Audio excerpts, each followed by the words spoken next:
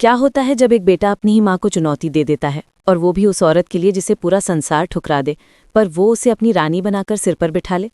दोस्तों, आज की कहानी आपको अंदर तक हिला देगी, क्योंकि आज देव सिर्फ बोलेगा नहीं, आज देव अपनी माँ चंद्रिका सिंह चौहान को ऐसा चैलेंज देगा कि चौहान हवेली की नींव तक कांप उठेगी। आज की कहानी वहीं से शुरू होती है जहां जिंदगी अचानक तूफान बनकर सब पर टूट पड़ती है, और चौहान हवेली की शान के बीच एक ऐसी घटना घटती है जिसे किसी ने सोचा भी नहीं था। वसुधा अपनी कामती सांसों के साथ चुपचाप खड़ी थी। उसे पता था कि उसके खिलाफ कुछ बड़ा होने वाला है, पर इतना बड़ा तूफान आएगा वो नहीं जानती थी। उसी समय चंद्रिका सिंह चौहान भारी कदमों के साथ कमरे में दाखिल होती है। उनकी आंखों में घृणा, तिरस्कार और जीत का अजीब सा मिश्रण था। वो वसुधा के सामने रुककर धीमे पर बेहद जहरीले स्वर में कहती है कि तुम्हें क्या लगा था, तुम हमें धोखा दे सकती हो, मेरे बेटे देव को अपने प्यार में फंसा सकती हो, उससे शादी कर सकती हो और फिर चौहान परिवार की बहू बनकर राज करोगी। क्या तुम्हें लगता है मैं तुम्हें अपनाऊंगी?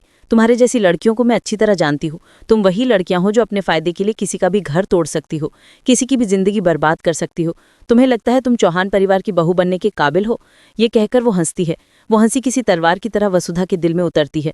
वसुधा कुछ बोलना चाहती है, पर शब्द उसके गले में अटक जाते हैं। उसकी आंखों में आंसू है, लेकिन वो रोना नहीं चाहती, क्योंकि वो जानती है कि रोना उसकी कमजोरी बन जाएगा। चंद्रिका उसकी चुप्पी को बेइज्जती समझकर और भी ज्यादा तीखे स्वर में कहती है कि अगर तुम सोचती हो कि तुमने मेरे बेटे को अपने प्यार के जाल में फंसाकर जीत लिया है, तो याद रखना वसुधा, मैं तुम्हें एक पल भी चैन से जीने नहीं दूंगी। और इसी दौरान कमरे का माहौल अचानक बदलता है, क्योंकि दरवाजे पर खड़ा देव पूरी बातचीत सुन लेता है। देव के चेहरे पर निराशा, चोट और गुस्से का ऐसा मिश्रण होता है कि हवा तक थम जाती है। वो आगे बढ़ता है और जोरदार आवाज में कहता है, बस माँ, बहुत हो गया। आप जो कहना चाहे मुझसे कहे, लेकिन वसुधा के बारे में एक शब्द भी गलत नहीं बोलेंगे। वो नहीं है जो आप सोच रही हैं। देव की आवाज गूंजती है और चंद्रिका का चेहरा एक पल को सख्त हो जाता है, पर वो फिर भी अपने अहंकार को नहीं छोड़ती और कहती है कि मैं वही बोलूंगी जो सच है। और सच ये है कि तुमने इस लड़की के लिए अपने घर, अपने परिवार, अपनी माँ को छोड़ दिया, और यही लड़की एक दिन तुम्हें भी छोड़ देगी। देव गुस्से से कांप उठता है, पर फिर शांत स्वर में कहता है कि माँ, हमें घर से निकालना आपकी मर्जी थी, ये मैं समझ सकता हूँ। आपको गुस्सा आया होगा, आपको लगा होगा कि मैंने आपका भरोसा तोड़ा है, लेकिन आपने एक बात बहुत गलत की। आपने हर जगह हमें बेइज्जत करने का प्लान बनाया। अब जानती हैं कि हम इस समय कितनी मुश्किल में हैं। हम घर से दूर हैं, पैसे कम हैं, रिश्तेदार मुंह फेर चुके हैं, और आपको लगता है कि इन सब से हम टूट जाएंगे। लेकिन नहीं माँ, अब गलत है, हम नहीं टूटेंगे। हम एक एक कदम संभल कर चल रहे हैं, और आपकी हर कोशिश के बावजूद एक दिन आएगा जब आप खुद हमारे पास आएंगी। देव की ये बात सुनकर चंद्रिका हंस पड़ती है और कहती है, मैं तुम्हारे पास आऊंगी? उस लड़की के पास आऊंगी जो मेरे घर की नौकरानी बनने लायक भी नहीं है। देव की आंखें खून की तरह लाल हो जाती हैं, लेकिन वो अपनी आवाज को संभालते हुए कहता है, मेरी वसु में क्या कमी है? क्या वो बोल नहीं सकती? क्या वो आपकी सेवा नहीं कर सकती? क्या वो दिल से अच्छी नहीं है? क्या वो आपकी इज्जत करना नहीं जानती? आप सिर्फ इसलिए उसे नहीं अपनाना चाहती क्योंकि वो आपके मान और रुतबे में फिट नहीं बैठती? लेकिन याद रखिए माँ, इंसान का बड़ा होना उसके कपड़ों या घर से नहीं तय होता, उसके दिल से होता है। और वसुधा का दिल इस घर में मौजूद हर व्यक्ति से बड़ा है। आज भले मैं अपनी पत्नी को वो खुशियां नहीं दे पा रहा जो उसे मिलनी चाहिए, लेकिन मैं वादा करता हूँ, बहुत जल्द मैं इतना बड़ा इंसान बनूंगा कि दुनिया तुम्हें बताएगी कि तुमने किसे ठुकराया था। मैं वसुधा को वो हर खुशी दूंगा जिसकी वो हकदार है, और आप चाहे जितनी कोशिश कर लें, पर आप हमें अलग नहीं कर पाएंगी। देव की ये बात सुनकर चंद्रिका का चेहरा तमतमा उठता है। वो गुस्से में कहती है, ठीक है देव, हम तुम्हारा चैलेंज स्वीकार करते हैं, देखते हैं तुम क्या क्या कर लेते हो। लेकिन अगर तुम्हें हमारे घर में वापस आना है तो मेरी एक शर्त होगी, ये लड़की, ये नौकरानी हमेशा हमेशा के लिए बाहर रहेगी, क्योंकि ये चौहान परिवार की बहू बनने के लायक नहीं है। और उसी पल देव अचानक गूंजती आवाज में दहाड़ता है, नौकरानी नहीं है, ये मेरी पत्नी है, ये वसुधा देवान सिंह चौहान है, और आप इस नाम को याद कर लीजिए, क्योंकि अब से आपको इसे इसी नाम से पुकारना होगा। ये सुनकर कमरा बिल्कुल शांत हो जाता है, जैसे सब कुछ अचानक रुक गया हो। वसुधा की आंखों में हैरानी और आंसू दोनों भर आते हैं। उसे विश्वास नहीं हो रहा कि देव ने खुलेआम सबके सामने उसका साथ दिया है। देव उसकी ओर देखता है, उसके कांपते हाथों को पकड़ता है और कहता है, मैं हूं ना वसु, तुम्हें कुछ नहीं होने दूंगा।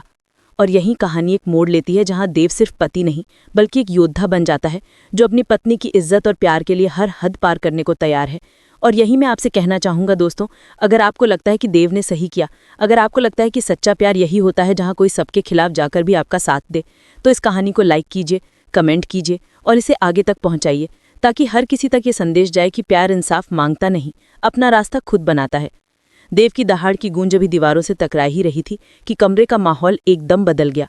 चंद्रिका एक पल के लिए सन्न रह गई, जैसे उसने कल्पना भी नहीं की थी कि उसका बेटा आज इस तरह खुलेआम उसके सामने खड़ा हो जाएगा, इतना ऊंचा, इतना निडर, इतना अडिग।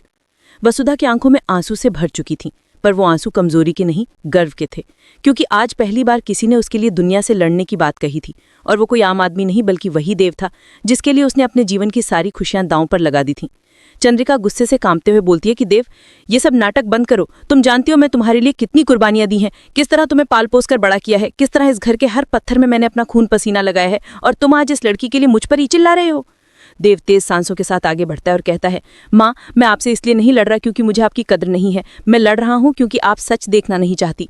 मैं जानता हूँ आपने मुझे अकेले पाला, मुझे पढ़ाया, मुझे बनाया, लेकिन माँ, अगर आज मैं आपके सामने खड़ा हूँ तो ये भी जानिए कि मैं वही इंसान हूँ जो प्यार को अपमानित होते नहीं देख सकता, चाहे वो पत्नी हो या कोई और। अगर आज मैं चुप रह गया तो जिंदगी भर खुद को माफ नहीं कर पाऊंगा। चंद्रिका फिर भी मानने को तैयार नहीं थी। वो वसुधा की ओर घूरते हुए कहती है, तुम्हारी वजह से मेरा बेटा बदल गया है। तुमने इसे मुझसे छीन लिया है। तुम जैसी लड़कियां सिर्फ छल करती हैं। तुम इसके जीवन का नाश कर दोगी। और इसी आरोप के साथ वो आगे बढ़कर वसुधा को धकेलने जैसी कोशिश करती हैं, पर देव तुरंत वसुधा के सामने ढाल बनकर खड़ा हो जाता है और कहता है, माँ, वसु मेरी जिम्मेदारी है, मेरा प्यार है, मेरी पत्नी है। आप उसका जितना अपमान करेंगी उतना ही मैं उसके साथ खड़ा रहूंगा। और आप चाहें तो आज मुझे घर से निकाल दें, मेरे नाम की हर चीज छीन ले, लेकिन मैं अपनी पत्नी का साथ कभी नहीं छोड़ूंगा। ये सुनकर चंद्रिका का चेहरा गुस्से से लाल हो जाता है। वो चीखती हुई कहती है, ठीक है देव, तुमने चुन लिया है, तुमने मुझसे ज्यादा इस लड़की को अपना लिया है, तो अब सुन लो, इस घर में तुम्हारे लिए कोई जगह नहीं, ना उसके लिए ना तुम्हारे लिए। तुम दोनों इसी वक्त यहाँ से चले जाओ। देव चुपचाप वसुधा का हाथ पकड़ता है। उस हाथ में हल्की थरथराहट थी, पर देव की पकड़ उसे भरोसा दे रही थी। वो बिना कुछ बोले उसे दरवाजे की ओर लेकर चलता है, लेकिन दरवाजे पर पहुंचकर रुक जाता है। मुड़कर एक आखिरी बार अपनी माँ को देखता है और कहता है, माँ, एक बात याद रखिए, आज आप हमें बाहर निकाल रही हैं, लेकिन एक दिन ऐसा आएगा जब आप खुद हाथ जोड़कर हमें वापस अपने घर लाने आएंगी, और उस दिन आपको पता चलेगा कि रिश्ता खून से नहीं, दिल से बनता है। ये कहकर वो दरवाजा खोलता है और वसुधा के साथ हवेली से बाहर चला जाता है। बाहर का आसमान धुंधला था, हल्की हवा चल रही थी, जैसे प्रकृति खुद इस पल को समझ रही हो। वसुधा चलते हुए धीरे से पूछती है, देव, क्या हम सही कर रहे हैं? देव रुकता है, उसकी तरफ मुड़कर उसके आंसू पोंछता है और कहता है, वसु, सही और गलत दुनिया तय करती है, पर प्यार सिर्फ दिल तय करता है। और मेरा दिल कहता है कि हम दोनों जो कर रहे हैं वो बिल्कुल सही है, क्योंकि रिश्ते मजबूरी से नहीं निपते, दिल से निपते हैं, और तुम मेरे दिल की धड़कन हो। इसी तरह दोनों शहर की भीड़ में एक छोटे से किराए के घर तक पहुंचते हैं। वहां ना आराम था, ना पैसा, ना सुरक्षा, लेकिन एक दूसरे का साथ था, और वही सबसे बड़ी ताकत बन गया। अगले ही दिन देव नौकरी ढूंढने निकलता है, और जैसे हर संघर्ष भरी कहानी में होता है, उसे हर जगह इनकार मिलता है। कहीं कहा जाता है कि उसकी ज़रूरत नहीं, कहीं कहा जाता है कि वो ओवर क्वालिफाइड है, कहीं कहा जाता है कि बिना किसी सिफारिश के उसे नौकरी नहीं मिलेगी। पर देव हर बार मुस्कुराकर कहता है, ठीक है, फिर कोशिश करूंगा।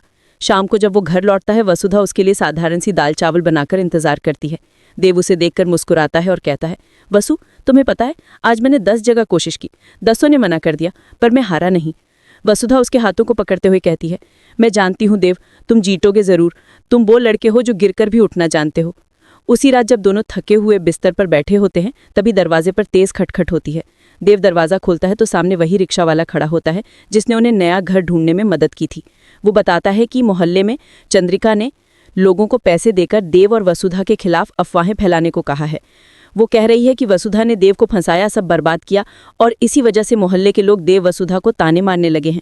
ये सुनकर वसुधा टूटने लगती है, उसकी आंखें भर आती हैं, लेकिन देव उसके हाथ पकड़कर कहता है, वसु, तुम चिंता मत करो, तुम रो मत, देखना समय बदलेगा, लोग बदलेंगे, हालात बदलेंगे, पर एक चीज़ कभी नहीं बदलेगी, मेरा तुम्हारे लिए प्यार और मेरा वादा। वो कहता है, वसु, याद रखना, मैंने माँ से जो चैलेंज किया है मैं पूरा करके रहूंगा। मैं इतना बड़ा इंसान बनूंगा कि हर कोई हमारी कहानी को मिसाल की तरह देखेगा, और एक दिन माँ खुद कहेंगी कि वसुधा सबसे अच्छी बहू है। धीरे धीरे समय बीतने लगता है, संघर्ष बढ़ता है, पर ठहरता नहीं। देव हर रोज नौकरी के लिए निकलता है, कभी धूप में, कभी बारिश में, घंटों लाइन में खड़ा रहता है, कभी फॉर्म भरता है, कभी इंटरव्यू देता है, पर फिर भी सफलता हाथ नहीं लगती।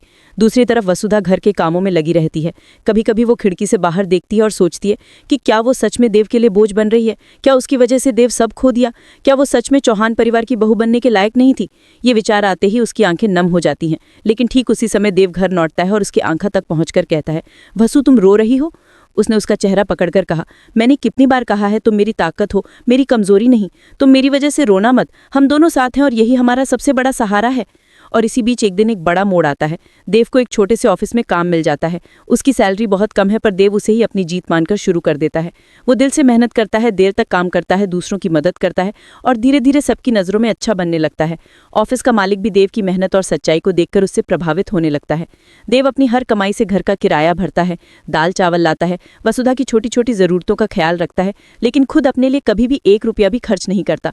और वसुधा भी देव की ताकत बनकर हर दिन उसके लिए नए नए तरीके से हौसला देती है। कभी उसके कपड़े प्रेस कर देती है, कभी उसके लंच बॉक्स में छोटी सी चिट्ठी ईद देती है जिस पर लिखा होता है, मैं तुम पर गर्व करती हूँ। देव इन छोटी छोटी चीज़ों को देखकर मुस्कुराता है और कहता है, वसु, तुम्हें पता है, ये छोटी चिट्ठी मेरा पूरा दिन आसान कर देती है। और इसी तरह धीरे धीरे देव की मेहनत रंग लाने लगती है। ऑफिस का मालिक उसे एक बड़ा प्रोजेक्ट देता है। कहता है, देव, मैं देखना चाहता हूँ कि क्या तुम इस काम को संभाल सकते हो। अगर हाँ, तो मैं तुम्हें प्रमोशन दूंगा। देव की आंखों में चमक आ जाती है। वो घर लौटकर वसुधा को ये बात बताता है। वसुधा खुशी से झूम उठती है और कहती है, देव, मैंने कहा था ना, तुम जीतोगे, तुम कर दिखाओगे, बस विश्वास रखो। देव प्रोजेक्ट पर दिन रात काम करता है, बिना सोए बिना थके। वो सिर्फ एक ही सपना देखता है कि वो अपनी माँ को साबित करे कि वसुधा उसकी जिंदगी की कमजोरी नहीं, उसकी ताकत है। और आखिरकार प्रोजेक्ट पूरा होता है। उसका ऑफिस मालिक बेहद खुश होता है और देव को प्रमोशन दे देता है। देव खुशी से वसुधा को गले लगा लेता है और कहता है, वसु, हमारा पहला कदम